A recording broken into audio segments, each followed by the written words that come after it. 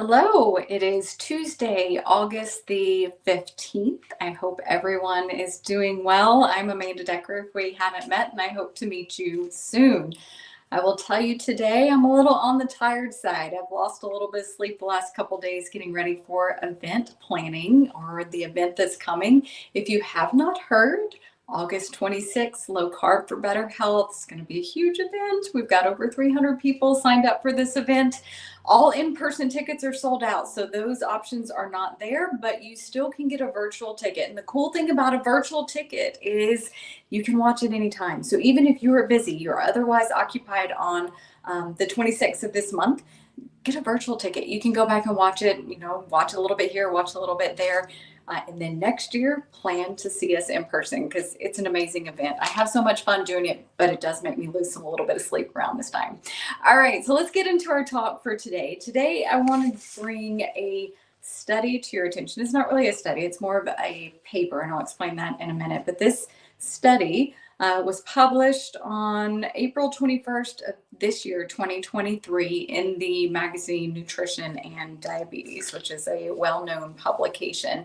The study is titled Sugar-Sweetened Beverages, Low or No-Calorie Beverages, Fruit Juice, and Non-Alcoholic Fatty Liver Disease, defined by Fatty Liver Index, and it's called the SWEET Project. So today's topic is going to be about sugar-sweetened beverages, diet beverages, and fruit juice, and how they relate to fatty liver disease, specifically non-alcoholic fatty liver disease.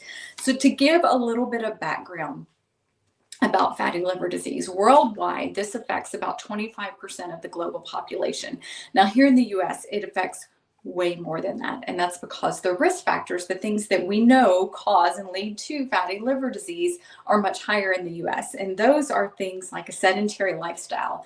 The majority of us work at desk and we're not out working in the physical environment. And so our lifestyles are more sedentary than they were, say, 100 years ago. Also, poor quality diets. So diets that are not as rich in whole nutrient dense foods, and also higher sugar intake. In the US, we are known for our sugar intake around here. So those are the main things that cause fatty liver. It's a huge problem. And fatty liver, non-alcoholic fatty liver, is now one of the leading causes, or the leading cause, for cirrhosis of the liver, which is a health condition where the liver is so diseased that it stops working appropriately. Now, used to, the main causes of cirrhosis of the liver was alcohol consumption. That's right, this one is non-alcoholic fatty liver. The other causes were like hepatitis infections, and that's A, B, and C. All types of hepatitis can lead to cirrhosis. But now fatty liver has surpassed all of those in the number one cause of fatty liver, and honestly is leading to a lot of premature deaths in the US. So previous studies, they've been small, but previous studies have showed a very, very strong correlation between sugar-sweetened beverages and fatty liver. When I think sugar-sweetened beverages, I think it's pretty common sense. Any beverage, any liquid with sugar in it, and those have been shown to be associated with fatty liver. Because of that association, so when these studies came out that said, all right, sugar-sweetened beverages cause fatty liver, there was this sudden shift to drinking of diet drinks and things that are low-calorie or no-calorie drinks, non-sugar sweetened, to replace it, with the assumption that this would be healthier. But we did that without really having the research to know if it would be healthier or not. And I've done a previous talk on a different study that is comparing diet soda to regular soda and seeing which one was going to be healthier. You can go back and watch that one. But that's the shift we made to think it would be healthier, even though we didn't really have the research to back it up. So back to this paper that was published in April of this year. So it's not a study. Basically, what they did is they took data from 4 different studies and compiled all of that, extracted other data to come up with conclusions. Now, this was done in Europe. It wasn't done here in the US, but this were 4 major European trials looking at different things. There's some advantages to this type of paper. So one of the advantages is you get a lot of data from that. So you've got 4 different studies, sometimes with thousands of participants in each one, and you combine it and look at all the data, and great, you've got 4,000 or more individuals to look at. But there's also some disadvantages, because the theory or the idea that they're trying to prove in this paper was not what was directly studied in those studies. but it's taking that same data and trying to extrapolate information from it to come up with their theory or their hypothesis and conclusions. So there's advantages and disadvantages to this type of paper that's there. But the aim of this one was to investigate just the association between sugar sweetened beverages, diet beverages. I'm going to call them diet because low, no calorie beverages is just harder to get. Diet beverages, fruit juice, and non-alcoholic fatty liver disease. That was the whole point. They gathered all of their information. So each of these 4 studies gathered their information through something called food questionnaires, food frequency questionnaires, actually. So these have been notoriously known to be unreliable. Basically, the individual is issued a questionnaire asking them how often they've eaten something, what types of things they eat, how many times do they eat it in conjunction. So you might, for example, be asked, how many times have you eaten corn in the last 90 days? Well, if you eat corn, I don't eat corn. I could say 0 because I don't eat corn. But if you were to ask me, all right, how many times have I eaten green beans in the last 90 days? I don't know. I eat green beans. I would be guessing at it. So I think you can see how information could be unreliable because you're relying on the individual to have a recall of what they have eaten over a longer period of time, sometimes up to a year from when the food questionnaire has been given. So kind of unreliable data, but at least it gets us an initial association so we know when to study further. So that's mainly the point, is let's see if there's an association so we can move this study forward. So in these 4 studies that compiled this one paper, let's define what a sugar sweetened beverage is and what a diet beverage is. They only looked at soft drinks or lemonade that were either sweetened with sugar or with a different sweetener that is not sugar. They did not look at coffees, teas, or dairy products like smoothies, milkshakes, things like that that are sweetened with sugar. So they excluded them, and they only looked at soda and lemonade. Now, I don't know if that's a European thing, if maybe they just don't drink as much sugary coffee, but I know around here people drink frappuccinos and milkshakes and things like that way more than they're probably drinking the lemonade, even though we like our Southern lemonade. But still, I think you get my point. I feel like there's a big chunk of data missing here, and it may just be that when they pulled the data from these studies, that's what they had to look at. They didn't really say why they excluded those things from the study. Fruit juice is defined as apple, orange, and mixed juices. They also did not clarify if the fruit juices had sugar added or not, and many juices do. They have oranges plus sugar and water and things added. So we don't know if in this study or in this paper if they included juices of all kinds or only juices that were purely just from the fruit the juice squeezed out of them, kind of thing. The serving size of any of these, soda, diet soda, or the fruit juice, was considered to be 5 ounces. Odd number, but it's what they calculated. So because this wasn't an exact study, it was looking at 4 different studies, they could not directly test the individuals for fatty liver disease. They could not go in and take biopsies. They couldn't do ultrasounds because all of the individuals have already completed their trials and were compiling data from these other studies. How did they come up with fatty liver? Well, they looked at an index of that using 4 different metrics, and they're pretty accurate metrics. I can pretty safely take these in my clinic and tell you if you have fatty liver and how severe potentially is that fatty liver. So they looked at triglycerides. So that's part of your normal cholesterol panel, and triglycerides are closely associated with sugar consumption. So if you come in and your triglycerides are high, I know you've been consuming way more sugars and carbohydrates, which turn to sugars because of that triglyceride level. Or you might not be fasting. When you're not fasting, it's going to be up a little bit. There's GGT. I'm going to spare you with what GGT stands for, but it's basically a marker from the liver which indicates if there is danger or blockage or inflammation not allowing bile to flow normally through there. So if your liver is diseased with fat in it, you're going to have a higher GGT sometimes.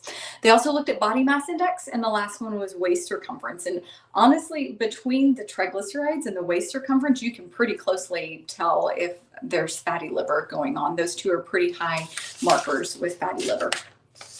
They did from the beginning try to exclude data from individuals who already had self-reported, so they had known and they reported in the individual studies that they had diabetes, cardiovascular disease, high blood pressure, and high cholesterol. Why would they exclude those?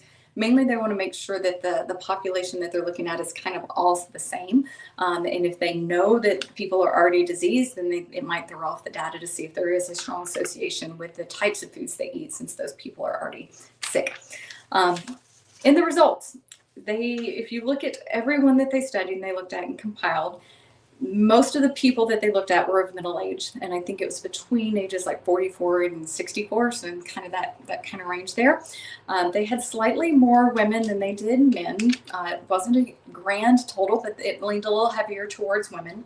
They did note that 54% of the people they looked at had higher education. Why would that matter? Well, they're trying to make it more evenly balanced. There is the general thought that if there's a lower education level, you might be at a lower socioeconomic status, and your food intake may be different. It's been seen that in a lower socioeconomic status, sometimes there's a lot more processed foods, more refined foods, more sugar intake there already. So they wanted to make it pretty even, and they did. 54, is pretty close to half and half there. And also to note, most people that they looked at were also non-smokers, with the general idea that if you smoke, you're on an unhealthier level to start with, so they wanted to exclude that. So most were that. They noticed some trends. When they looked at the data, they stepped back and said, let's look at overall trends for people who drink regular sodas, who drink diet sodas, and who drink fruit juices. So they noticed that those that drink regular sodas were mostly younger men. They were less active. They also were more likely to get the diagnosis of diabetes down the road or during the time that they were being studied. They also noticed an increased intake of reported intake, I should say. Remember, they're not measuring, they're just people are telling them what they're eating. So those people reported more meat, more sugary foods in general, total calorie intake, and decreased intake of fruits and veggies. So those for the people that drink regular kind of sodas and regular lemonade. For the people that drink diet, they also noticed that they tend to be on the younger side. So possibly as you get older, you drink more sodas. I don't know, just what they found. They did say they were also less active.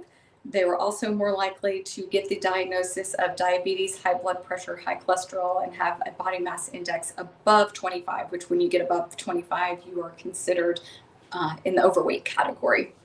They also had an increased intake of meat and a decreased intake of fruits and veggies. Now, the main thing that I think is important to pull out here is that the two groups, the diet soda and the regular soda, the rest of their metrics as far as things they were at risk for and other foods that they ate were about the same. So it's not saying that any of these things are right or wrong. It's just saying, hey, the groups are about equal, and that's an important thing to notice.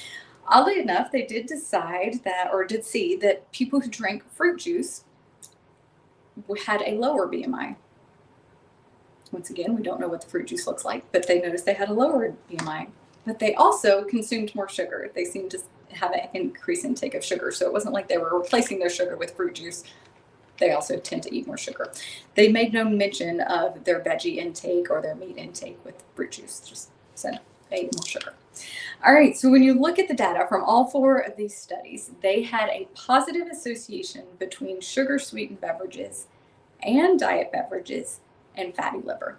That means both the sugar-sweetened beverages people and the diet beverage people showed a higher correlation or a higher association with having fatty liver by the index that they calculated.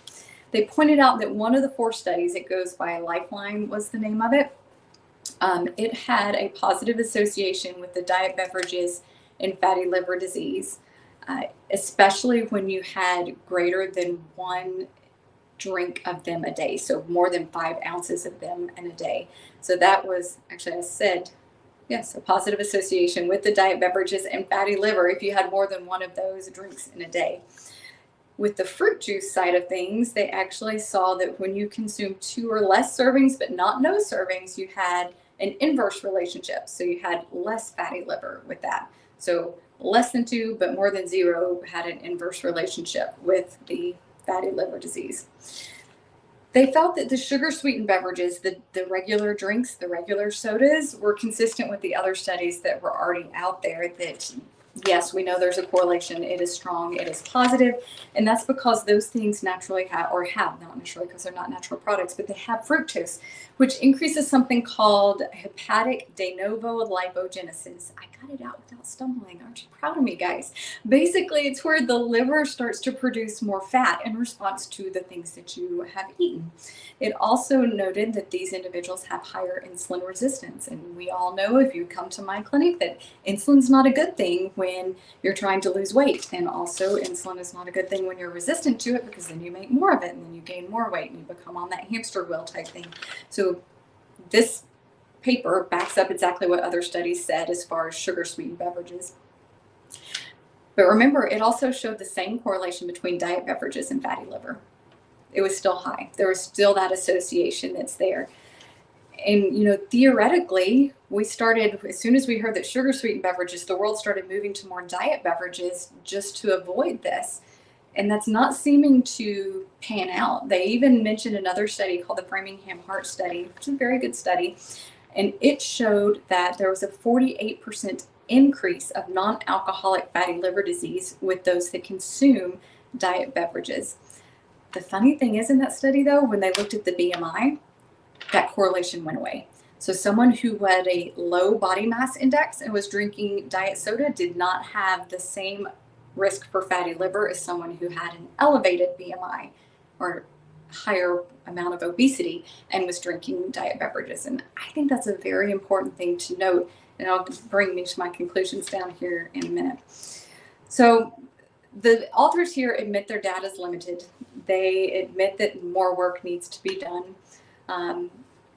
They did say, they started to theorize, all right, why is there a correlation between diet drinks and fatty liver if it doesn't have the sugar that we know that causes this? And their thought is, and we've talked about it when I talked about the other study between diet soda and regular soda, is it may stimulate the hedonic sense of the brain so that you want to eat more. So you get that sense of sweet, and then all of a sudden your brain says, oh, dang, that's good, I want more. And so it goes for more. It also possibly might activate the insulin response. To my knowledge, that study's not been done to know that if you drink a diet drink, do you have an insulin response? Does it break the fast? Things like that. But they think it might. So that in theory, that may be one reason. Another reason why diet beverages may increase fatty liver is it can change the natural microbiome in our gut, our natural stuff that keeps everything in balance. And so if it disrupts that, we may be actually absorbing more and taking in more sugar. Plus, we also might get more hunger signals to the brain because we don't have a good microbiome keeping us in check. Let's talk about the fruit juice thing real quick, because I'm not a huge fan of fruit juice. Most people know I would much rather you eat the piece of fruit than drink the juice, because at least then you have the fiber and everything that goes along with it. But remember, in this study, they found that people who drink fruit juice had a lower body mass index to start with. And also, if you had more than 0 but less than 2, you had an inverse, or there wasn't a correlation with fatty liver disease. They said this was possibly because fruit juice has some antioxidants and maybe it's helping the body detox a little bit, so you have better metabolic effects, but they don't really know. They did note, though, that this could be a dangerous thing.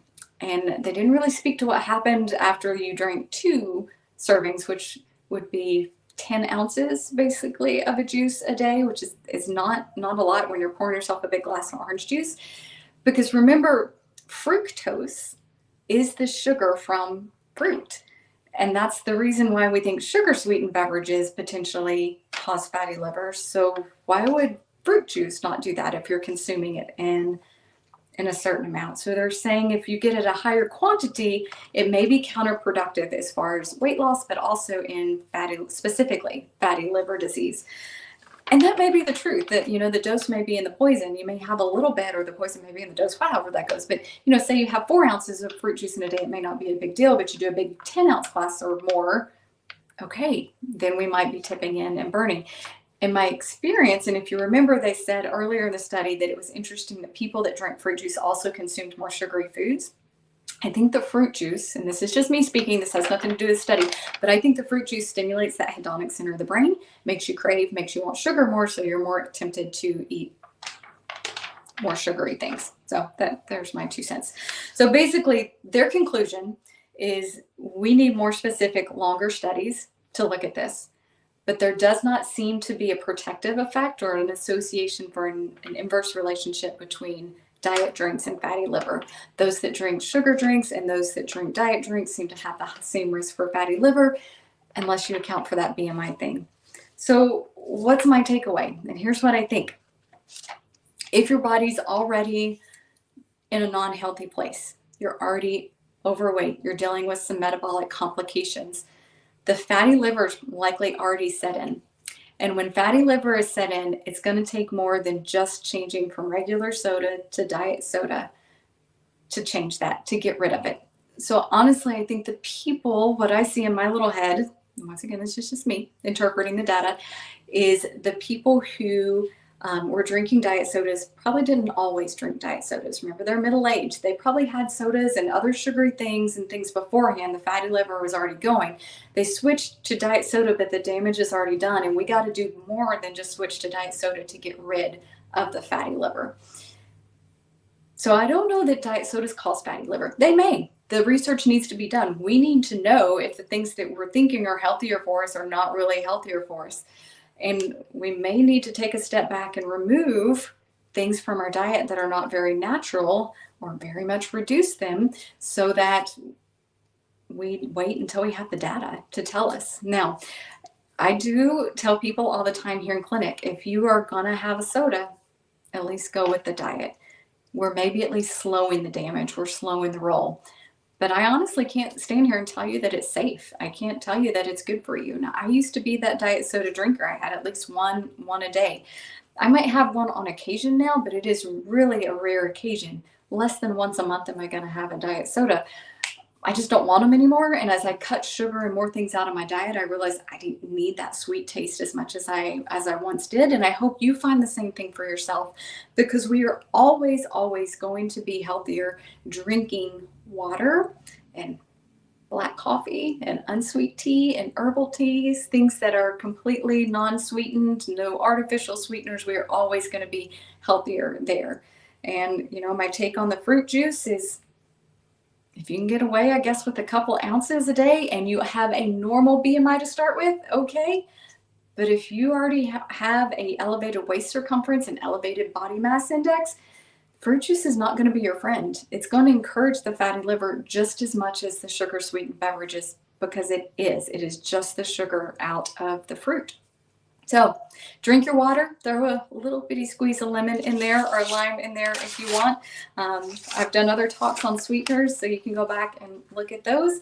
I'm sure this muddied the water a lot for a lot of you guys when it comes to diet soda and regular soda, but I think every bit of information helps us to arm ourselves and make better health choices. So I hope that helped. Have a great one. I'll see you next time.